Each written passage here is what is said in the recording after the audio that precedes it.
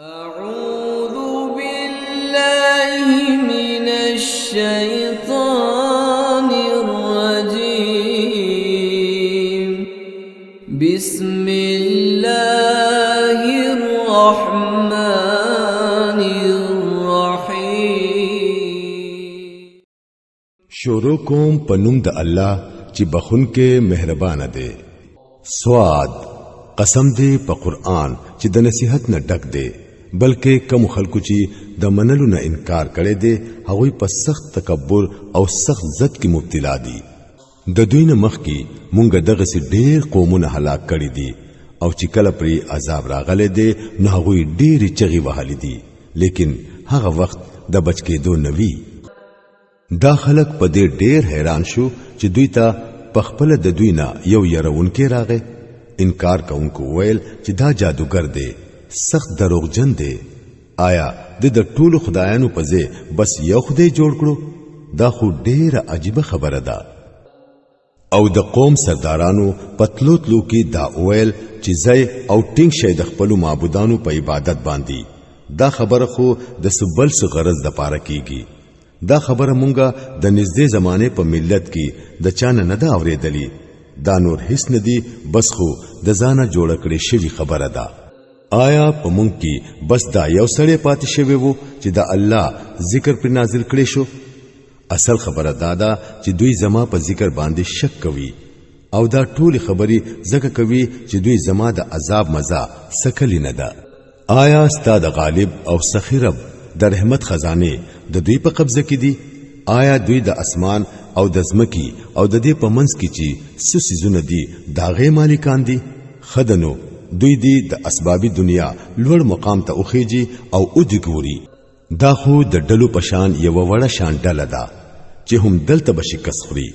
د دوی نه مخکي د نوح علی السلام قوم او عادیانو او میخونو والا فرعون او سمودیانو او د لوط علی السلام قوم او ایکوالو خپل پیغمبران دروغجن ګڼل دي. ډلی هغوی وې پاوی کې هر یوې ډلی رسولان دروغ وګڼل او زما د عذاب فیصله پاوی باندې چسپاش ولا. دا خلک هم بس د یو کړس په انتظار دي چې دا غین رستبا بل کړس نوي. او دوی وایي چې ای زمونږ ربا د حساب د ورځې نه مخکې زمونږ حصہ مونږ لا زر راکړه. اے نبی صلی الله علیه وسلم ته د دې خلکو په خبرو صبر کوا او دوی ته زمونږ د بندا داوود علیه السلام قصه بیان کړه چې د لوی قوت مالک وو، په هر معاملې کې الله ته رجوع کوونکی وو. مونږه غرونه داغه سره تابع کړی وو چې سبا بیګا بای داغه سره تسبیح ویلا،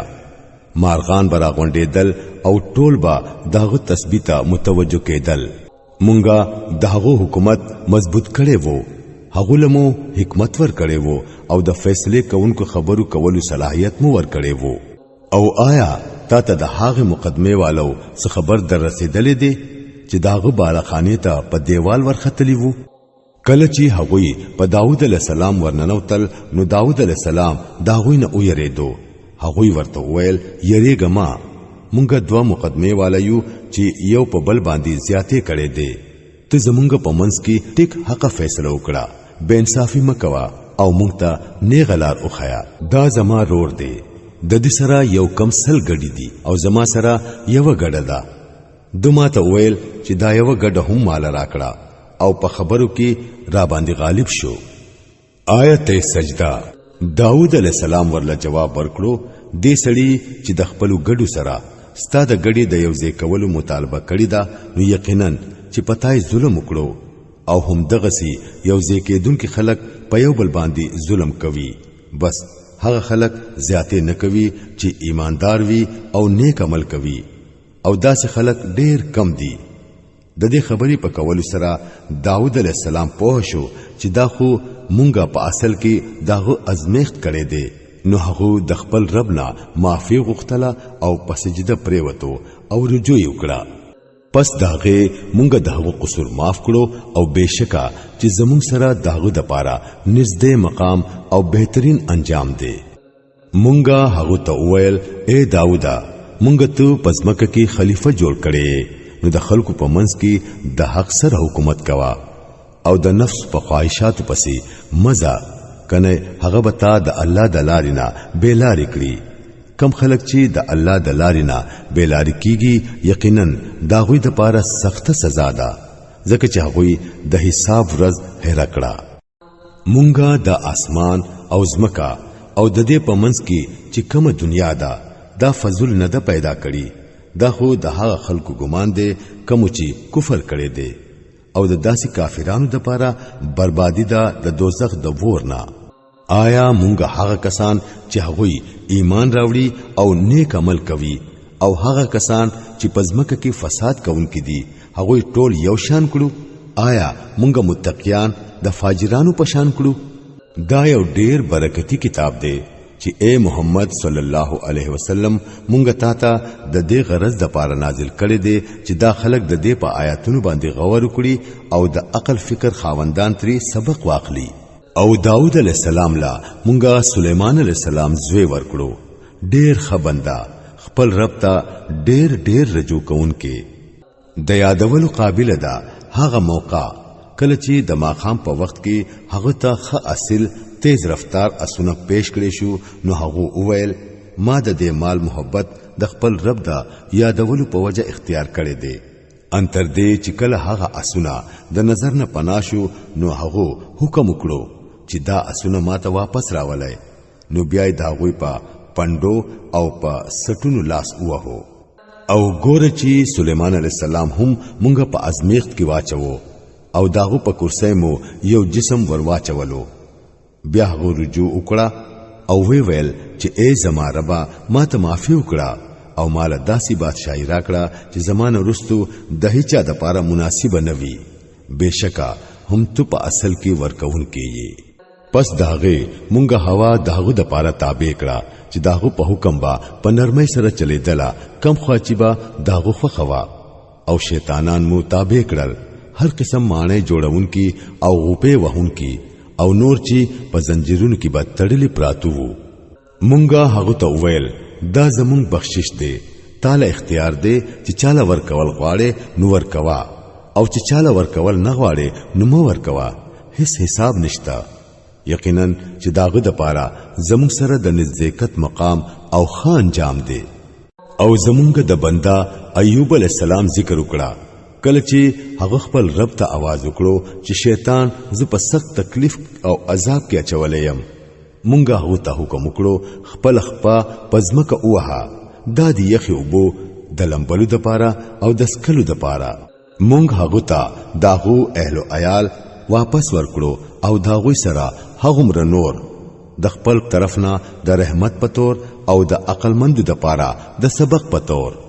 او مونږه هغه ته وویل د نرو لختو یو موټه راواخلا او پاغه اوها او خپل قسم مماتوا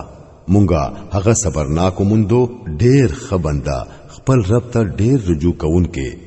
او زمون ته بندگانو ابراهیم اسحاق او یعقوب علی السلام ذکر وکړه هغه د عمل کولو ډیر قوت لرونکي او جوور نظر لرونکي خلق وو مونږه هغه د یو خاص صفت په وجه غوړه کړی وو او هغه د اخرت د کور یادونه ده یقینا هغه زمون سره په غوړه کړی شو نیکانو خلقو کې شمار دي او ذکر وکړه د اسماعیل د الیسا او د ذوالکفل علی السلام دا ټول په نیکانو خلقو کې شامل وو هذا ذکر دا یو ذکر وو اوس واورئ بشکا چې د متقیانو خلقو د پاره بهترین ځای د اوسېدو دی همیشه جنتونه چې دروازې به داوی د پاره بیرته وي پاغي کې به هغه ډډي وهلي وي ډېری میوه او شربتونه براغواړي او داوی سره به شرمیدون کې همزولي خزوي دا هغه سيزونه دي چې د حساب په ورځ د دې د درکولو وعده ستاسو سره کیږي بشکا دا زمونږ رزق دی چې هیڅ کله ختمېدون کې نه دی دا خو د متقیانو انجام دی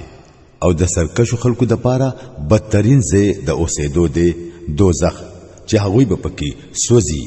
ډیر زیات خراب ځای دی د اوسېدو دا دی د هغوی د پاره نو هغوی دی مزه اوسکی د شیدلو اوبو او د وینو زو او دغه سي د نورو ترخو خوندونو هغه چې خپل پیروکاران وویني چې دوزخ ته روان دي نو په خپل منځ کې با وایي دا یو لخر را روان دي تاسو ته درننوځي هیڅ په خیر راغله د دوی د پاره نشته دوی په ور کې سوځیدونکو خلک دي هغه به ورته په جواب کې وایي نه بلکې تاسو سوځئ هیڅ په خیر راغله تاسو د پاره نشته هم تاسو خو دا انجام زمونږ مخې ته راوړې دي څنګه خراب زیاده د قرار بیا به وایي ای زمونږ ربا چاچی زمونږ د پاره د انجام ته دراره سي دو بندوبست کړي دي هغه د دوزخ دوچند عذاب ورکړه او هغه به په خپل منځ کې وایي دا څنګه چل دی مونږ خو هغه خلک چرته نوینو چې مونږ به هغه په دنیا کې خراب خلک ګڼل آیا مونږ په هغه پوری حسي ټوکی کوله او کنا چرته د سترګو نه پنادي بهشکه دا خبره اختیار ده د دوزخیانو ترمنځ با دا قسم جګړې وی اے نبی صلی الله علیه وسلم دوی ته وایا زه خو بس خبردارون کيم هیڅوک حقيقي معبود نشته سوا د الله نه چې یو دی په ټولو غالب دی د اسمانونو او د ځمکې مالک دی او د هغه ټولو سيزونو مالک دی کم چې د دې په منځ کې دی زبردست دی او معاف کوونکی دی دوی ته وایا دا یو غټ خبر دی چې تاسو یې واورئ نو مخ اړوئ دوی ته وایا ماته د هغه وخت هیڅ علم نه وو کله چې په ملای اعلی کې جګړه کېدله ما ته خو د وحی په ذریعہ دا خبرې صرف په دې وجه خودل کېږي چې زه صفا خبردارون کېم سو وخت چې ستا رب فرښتو ته وویل زه د خټینه یو بشر جوړوم بیا چې کله زه هغه پوره جوړ کړم او په هغه کې خپل روح پوک وهم نو تاسو هغه ته په سجده پریوځئ د دې حکم مطابق فرښتې ټولي په سجده پریوتلې لیکن ابلیس د خپل لوی غرور وکړو او هغه په کافرانو کې شامل شو رب ورته فرمایل چې اے ابلیسا تسسیز هغه چاته د سجدي کولو نه منع کړي چې هغه ما په خپل دوانو لاسونو جوړ کړي دي تو غرور کوي او کنا ته یې د اوچتي درجه په خلکو کې هغه جواب ورکړو زه داغونه بهتر یم تاسو د ور نه پیدا کړی يم او د دې د خټینا الله او فرمایل ډېر خدا ته د دې زین اوسا تر ټلې شوی او پتا باندې د قیامت د ورځې پوری زما لعنت دی هغه ویل اے زما ربا چې دا خبره ده نو مالا د هغه وخت پوری مهلت راکړه سو وخت چې به دا خلک دوباره راپورته کړي کیږي الله فرمایل ډېر خدا تا ته د هغه ورځې پوری مهلت دی چې داغه وخت ما ته معلوم دی هغه ویل ستا په عزت می د قسم وی زبا دا ټول خلک دوک کوم بغیر د هغه بندگانو نه کم چې تا خالص کړی دي